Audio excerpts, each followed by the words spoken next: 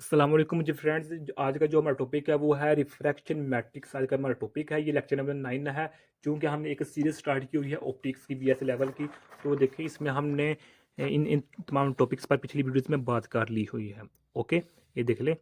तो अगर आप लोगों के टॉपिक्स आते हैं तो बेस्ट, अगर नहीं है तो उनके जो लिंक्स होंगे वो इंशाल्लाह रहमान आप लोगों को डिस्क्रिप्शन में मिल जाएंगे। ये देखेंगे लेक्चर नंबर 9 को हमने 1, 2, 3, 4 यानी कि पहले पार्ट में डिवाइड कर लिया। तो जो थर्ड पार्ट था हमारे पास लेक्चर नंबर 9 का, उसमें हमने refraction matrix of thick lens को स्टडी कर लिया हुआ है। यानी कि इसका क्या मतलब हुआ कि हमने रिफ्रैक्शन मैट्रिक्स को पहले स्टडी किया हुआ है, लेकिन हम अगेन इस पर वीडियो बना रहे हैं ताकि अपनी आसानी हो सके। तो आइए स्टार्ट करते हैं अपने टॉपिक बकाया तौर पर। बिस्मिल्लाहिर्रहमानिर्रहीम सल्लल्लाहु अला मुहम्मद सल्लल्लाहु अलैहि व आलिहि वसल्लम। देखेंगे जो लेक्चर नंबर 9 है, ये पार्ट इसको हमने ए का नाम दिया, बी का नाम दिया, सी का नाम दिया है। तो इसको हम ई का नाम दे देते हैं। ओके, ई का नाम। अब डी का जो है वो डी का हमने पिछली वीडियो में ट्रांसलेशन मैट्रिक्स को अगेन स्टडी किया, तो उसको हमने डी का नाम दिया था। ओके, जैसे लेक्चर नंबर 9 को हम ई का नाम दे देते हैं। डन हो गया। तो आइए सबसे पहले देखिए, हमारे पास ये डायग्राम बनी हुई है। डायग्राम बनाई हुई है, ये हमारे पास क्या है, ये मिरर है, कन्वेक्स मिरर है। तो ये हमारे पास प्रिंसिपल एक्सिस है। जो इसकी बेसिक चीज़ें हैं हमें उसके बारे में पता होना चाहिए। ये देखिए हमारे पास क्या होता है, ये हमारे पास हालोस्फीयर होता है। इसको हम डायमंड की मदद से क्या करते हैं, दो हिस्सों में पीस करते हैं। तो ये हमने ये वाली साइड लेते हैं। तो इसका जो हालोस्फीयर सेंटर कर्वेचर ये है इसका। अब जो यहाँ लाइन, इसको हम कहते हैं प्रिंसिपल एक्सिस कहते हैं। ये प्रिंसिपल एक्सिस की शर्त है कि इसको हम सेंटर ऑफ कर्वेचर से गुजरना चाहिए, यानी कि इससे गुजरना चाहिए। ओके, और ये एकदम हमारा फोकल पॉइंट होता है। इसको अब हम प्रिंसिपल एक्सिस कहते हैं। ये तो यही देखा हमने इधर ही, जो ये मिरर है ये कन्वेक्स मिरर है। ओके, ये मेरे पास क्या कौन सा कन्वेक्स मिरर है, यानी कि इसी पार्ट लेते हैं। जब इसको हम अंदर से पेंट कर देते हैं ये कन्वेक्स मिरर बन जाता है। जब इसी को हम बाहर से पेंट कर देते हैं कनकेव मिरर बन जाता है। ये भी याद रखिएगा। अच्छा, अब ये मेरे पास प्रिंसिपल एक्सिस हो गया, ये मेरे पास मिरर हो गया। अब देखिए हमने यहाँ से एक रे ऑफ लाइट ली, उसको हमने यहाँ से ऐसे किया। तो यहाँ से यहाँ ऐसे होगी तो वो रिफ्लेक्ट हो जाएगी। यानी कि जो इस साइड पर मीडियम है उसको हम N1 का नाम देते हैं, जो इस साइड इसको हम N2 का नाम दे रहे हैं। ओके सॉरी, इधर हमने नाम दिया है N, और ये हमारे पास मीडियम इसका अलग है, ये वाला मीडियम अलग है, इसको हमने N डैश नाम दिया हुआ है। ओके, जो रे ऑफ लाइट है वो यहाँ से यहाँ तक ट्रेवल करती है ट्रांसलेशन मोशन में यहाँ तक। यहाँ से आगे जब दूसरे मीडियम में जाती है तो रिफ्रैक्ट हो जाती है। हम जानते हैं जब एक लाइट एक मीडियम से दूसरे मीडियम में जाती है तो रिफ्रैक्ट हो जाती है। तो सिमिलर ये केस है, एक मीडियम से दूसरे मीडियम में जाए तो ये बजाय तो सीधी जानी चाहिए, लेकिन ये रिफ्रैक्ट हो जाएगी। ओके, ये हमने नॉर्मल ड्रा किया हुआ है। अब देखिए मेरे कुछ एंगल्स बने हुए हैं। जो ये एंगल बना हुआ इसको प्रिंसिपल एक्सिस का, इसको हम कहते हैं अल्फा का नाम देते हैं। किसका नाम देते हैं, अल्फा का। ओके, जब यही लाइट रिफ्रैक्ट होकर ऐसे जाती है तो इसको हम अल्फा नॉट का नाम दे देते हैं। अच्छा, ये क्या है, ये भी प्रिंसिपल एक्सिस है, जो ये वाली लाइन है। ओके, ये भी प्रिंसिपल एक्सिस है, ये भी प्रिंसिपल एक्सिस है। इसके अगर हम जितनी जितनी पैरेलल लाइन बनाते जाएंगे वो हमारे पास प्रिंसिपल एक्सिस ही होंगी। ओके हो गया। तो ये अल्फा एंगल है, तो इसके ऑपोजिट ये अल्फा नॉट एंगल होगा। ओके, सिमिलरली यहाँ देखेंगे जो हमारे पास इस प्रिंसिपल रे ऑफ लाइट का इस प्रिंसिपल के नाम क्या है, एंगल। तो बेसिकली जो मेरे पास अल्फा एंगल होता है ये इसके इक्वल होता है। ओके, ये रे ऑफ लाइट जब इस प्रिंसिपल एक्सिस के साथ ये एंगल बना रही है अल्फा, ये अल्फा एंगल इसके इक्वल होता है। यानी कि जो मेरे पास अल्फा एंगल इसके इक्वल एंगल होता है। जितना ये एंगल बन रहा है उतना ही ये एंगल होगा। अगर जब मुझसे ये थोड़ी सी नीचे बन गया, लेकिन ये बन यानी कि इस एंगल का इसका एंगल इक्वल होता है। डन हो गया। अब दूसरी बात ये है कि आप देखें कि जो यहाँ से लेकर यहाँ तक इस रे ऑफ लाइट का इस नॉर्मल के साथ जो एंगल बना है उसको हमने थीटा से डिनोट कर रहे हैं। ये थीटा इस इक्वल होगा इसके, इस मीडियम का जो थीटा होगा इस मीडियम की थीटा के इक्वल होगा। यानी कि यहाँ भी मेरे पास ये थीटा इसके इक्वल होगा, ये वाला और ये वाला। ओके, ये ray of light, incident ray of light और नॉर्मल के साथ थीटा है। ये रिफ्रैक्टिव लाइट और नॉर्मल के साथ जो थीटा है ये आपस में इक्वल है। ये आपस में क्या है, इक्वल है। अब नेक्स्ट बात ये है कि जो ये इधर हाइट है वो इक्वल रहेगी। यानी कि इक्वल जो हाइट है वो इक्वल रहेगी। यानी कि जब भी हम ट्रांसलेशन की बात करते हैं, जो लास्ट वीडियो में हमने बनाई थी उसमें हमने डिस्कस किया था जो हमारे पास मीडियम होता है वो सेम रहता है, मीडियम सेम रहता है लास्ट ट्रांसलेशन में, लेकिन जो हाइट होती है वो हमारे पास डिफरेंट होती है। इसलिए हमारे पास उधर मीडियम सेम था, हाइट डिफरेंट। लेकिन अब हमारे पास हम बात कर रहे हैं रिफ्रैक्शन की।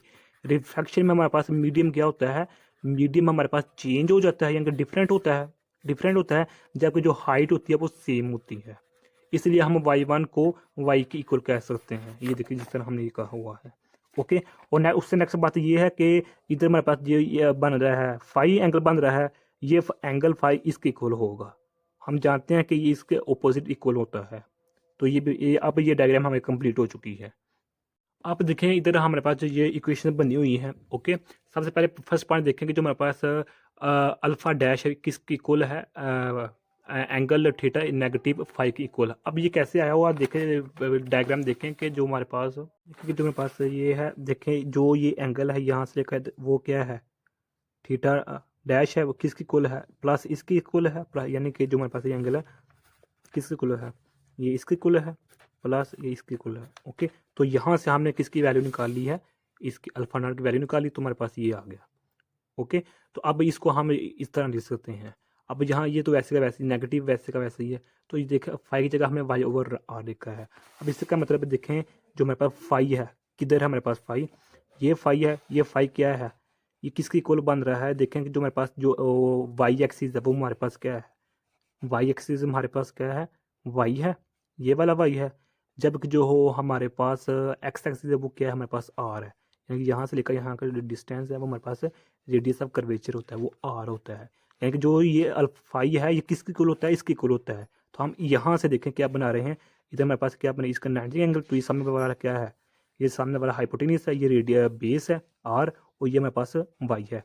तो यहाँ से हमने क्या निकाला हुआ, फाइव की निकाला, तो जो की इक्वल है फाइव किसकी इक्वल हो गया, वाई ओवर आर हो गया। तो यहाँ से हमने ये निकाल लिया। तो सिमिलरली ये देखें, इस केस में देखें जो हमारे पास ये एंगल है, जो हमारे पास ये एंगल, ये टोटल एंगल है ना, ये टोटल एंगल किसकी इक्वल है, यहाँ जो हमारे पास टोटल एंगल है वो ये है, ये हमारे पास टोटल एंगल किसकी इक्वल है, अल्फा प्लस ये, अच्छा ये सॉरी, ये इधर एंगल लिखा नहीं है, तो ये एंगल हमारे पास फाइव होता है, तो ये इसका फाइव की इक्वल हो गया। तो यहाँ से अल्फा निकाला तो हमारे पास जो एंगल आया वो क्या है, Y theta is equal negative five. अब यहाँ से देखें कि यहाँ से थीटा वैसे वो फाइव है, फिर वही प्रोसेस फाइव की वैल्यू निकाल दें जो यहाँ हमने निकाली है। ओके, तो यहाँ से देख, अब इधर हमें जो स्नेल्स लॉ है वो यूज़ करते हैं। ये देखिए मेरे पास स्नेल लॉ है। ओके, स्नेल लॉ के क्या कहता है कि जो हमारे पास इंसिडेंट एंगल वो रिफ्रैक्टिव एंगल की इक्वल होता है। ओके, तो यहाँ से हमने स्नेल लॉ को यूज़ करते हुए जो हमारे पास इंसिडेंट एंगल है वो रिफ्रैक्टिव एंगल की इक्वल है, तो उसको मद्देनजर तो हमने ये इक्वेशन निकाल ली है। ओके हो गया। तो ये देखें जो हमारे पास ये एंगल है ये किसकी इक्वल है, ये इस एंगल की इक्वल है। तो इसका जो मीडियन है वो एन है, इसका जो मीडियम है वो एन डैश है। तो इधर ये हमने निकाल लिया। अब हम देखें इन वैल्यूज़ को आप इसमें वैल्यू पुट कर देते हैं। ओके, इसको हमने वैसे लिखा, तो यहाँ से हम क्या वैल्यू निकाल लेते हैं, अब यहाँ से हम वैल्यू निकाल लेते हैं, यहाँ इसकी वैल्यू निकाल के इसको इधर पुट कर देते हैं। तो इधर वैल्यू निकाली तो ये क्या बन गया, तो ये हमारे पास बन गया एन ओवर एन डैश, तो ये बन गया। तो इसको हमने इधर पुट कर दिया, इसमें यहाँ पुट कर तो ये बन गई, तो नेगेटिव वाई ओवर आर वैसे का वैसे ही है। तो इस क्वेश्चन को हमने फिर मजीद सिंप्लीफाई किया तो हम इस तरह लिख सकते हैं। ओके हो गया। तो अब देखें कि जो सिंप्लीफाई किस तरह किया कि जो हमारे पास ये देखें, ये वैसे का वैसे ही है, ये भी वैसे का वैसे ही है, ये वैसे का वैसे ही। यहाँ से जो थीटा वैल्यू यहाँ निकाल ली, थीटा की जो वैल्यू हमने निकाली हुई है, तो यहाँ से हम थीटा की वैल्यू निकाल लेंगे, तो उसको यहाँ हम पुट कर देंगे। तो या इस इक्वेशन हम इस तरह भी लिख सकते हैं, देख लें कोई डिफरेंस नहीं है, कोई बड़ी बात नहीं है। आप इसको रीअरेंज करें तो ये इक्वेशन आ जाएगी। अब इस इक्वेशन को हमारे पास आ चुकी है। अब देखते हैं no linear equations are below, यानी कि जो इस पॉइंट पर कहाँ गया अपन, इस पॉइंट पर जो हमारे पास रिफ्रैक्ट हुआ है, इसके यहाँ जो हमारे पास एंगल और एक्स एक्सिस वाई एक्सिस बन रहा है वो क्या है, एक्स वाई एक्सिस तो ये होगा हमारे पास, एक्स एक्सिस हमारे पास ये एंगल बन रहा है ये वाला। तो यहाँ से जो हमारे दो इक्वेशन ये आ चुकी है, ये इक्वेशन ये ही है हमारे पास। ओके, अब ये इक्वेशन कैसे आई, अब देखें कि हम जानते हैं कि हमारे पास जो हाइट है वो इसकी इक्वल है। ओके, इसके इक्वल है, तो इसी को हम इस तरह लिख सकते हैं, इस तरह लिख सकते हैं।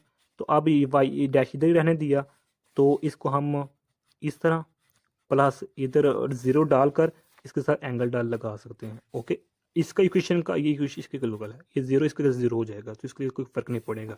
तो इसको हमने इधर लिख लिया। अब इन दोनों को देखें, हम मैट्रिक्स फॉर्म इस तरह लिख सकते हैं। ओके, तो ये देखें हमने मैट्रिक्स फॉर्म में लिख लिया। तो अभी यहाँ क्या शो हो रहा है कि जो हमारे पास ये है वाई एक्सिस और एक्स एक्सिस, यानी कि जो हमारे पास यहाँ इस पॉइंट के जो हमारे पास कोऑर्डिनेट्स हैं वाई एक्सिस और एक्स एक्सिस, ये किसके इक्वल हो गए हैं, इस पॉइंट वाले एक्सिस वाई एक्सिस के इक्वल हो गए हैं। डन हो गया, ये हमारे पास ये कांस्टेंट होता है।